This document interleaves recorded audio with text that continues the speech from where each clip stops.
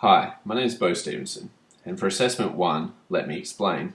I've chosen to talk about Design Thinking by Tim Brown, which was published in the Harvard Business Review in June 2008. The article covers pages 84 to 92 from Volume 86, Issue 6. Brown illustrates that Thomas Edison, who is best known for creating the light bulb, but had realized that the invention was useless without a power system that could generate and transmit power to run the light bulb. Brown speaks of Edison demonstrating the first example of the approach of innovation that is now called design thinking, where all aspects of innovation are controlled by human-centered design ethos.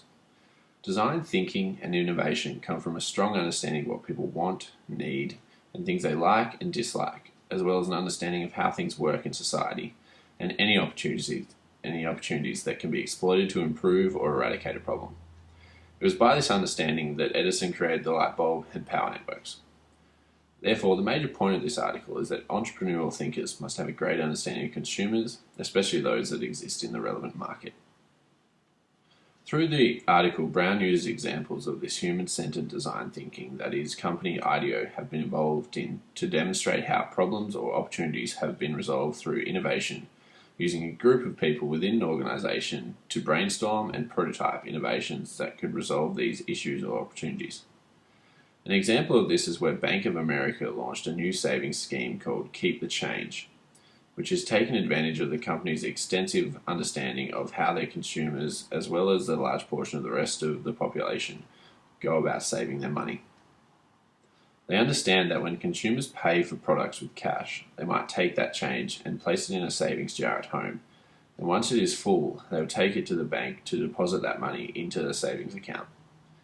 Bank of America then came up with the Keep the Change scheme,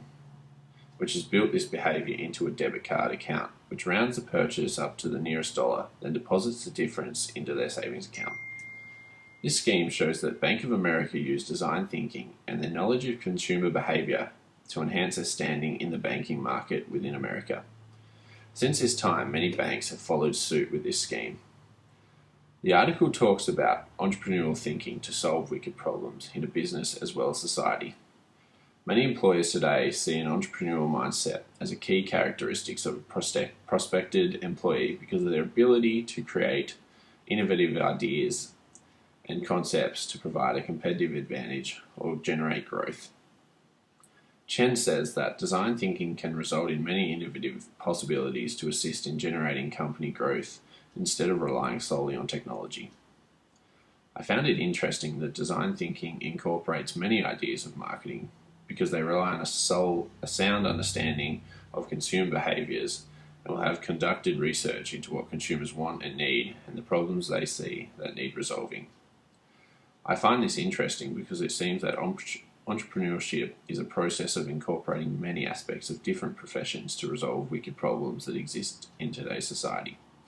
especially since there are so many dire wicked problems like global warming and the state of the third world countries that are apparent in the world today. I think the design thinking itself could be a limitation of, especially if the people involved are not necessarily entrepreneurial thinkers, then the process of innovation can be compromised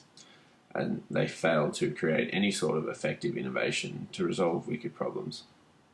A key point in the article is that Edison placed professionals around himself with different backgrounds to assist him in creating the innovation that is electricity and the light bulb.